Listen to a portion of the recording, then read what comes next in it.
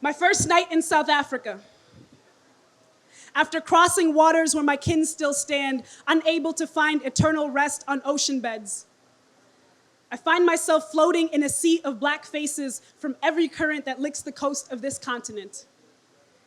I am lost at sea. I am emerging in every face my eyes behold between blinks. I hear myself in every turn of the tongue, regardless of the language that confines it. I have floated so far from the shores of reality when my suitcase, it grazes lightly like a full gazelle against another woman's bag. I return from the paradise my mind has vacationed my sense of space to. I begin to pluck an apology like sweet fruit from beneath my tongue.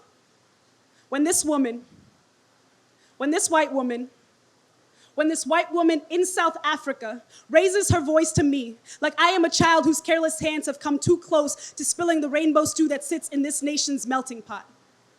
This woman says to me, "Go around," entitlement filling the deep valleys that disbelief has created on her face. And in that moment, I am sure she has packed all the white man's burdens in her suitcases.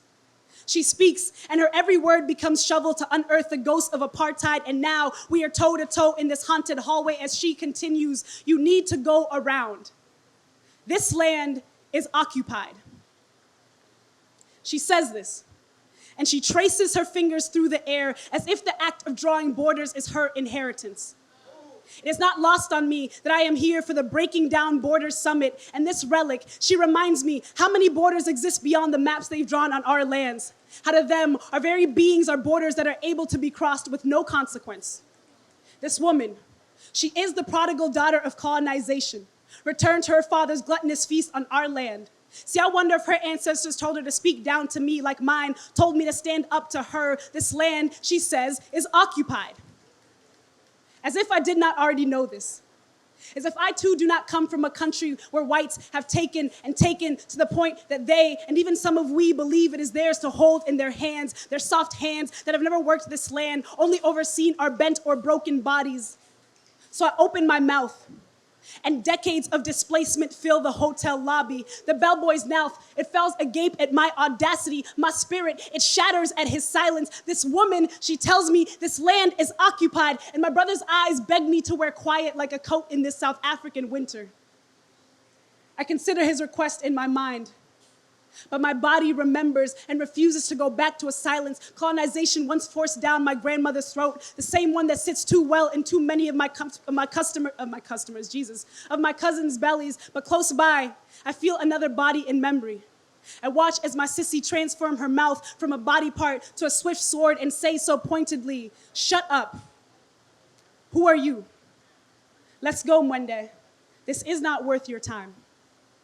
We walk away, giving ourselves back to each other, one tooth at a time in our widening smiles as she whispers that maybe children should be made to pay the price that their fathers put on our parents' heads. How maybe then they would understand that this land was never theirs to begin with. I smile and respond with a throat full of thanks. I joke how in my mind, I took the woman's bags and threw them across the lobby. How I imagined her clothes becoming a flock of fleeing birds. And as we picture this scene of paradise in our minds, our mouths, they burst open like ripe fruit knocked down in the winds of change, because we are a lineage of joy and survival. The recognition that they are the same. Our joy of evidence of our being, and our being here is resistance and reminder that though the project of colonization is ongoing, it is an ongoing failure. Let our every breath be reminder that we are still here. We are still here. We have always been here, and we will always be here.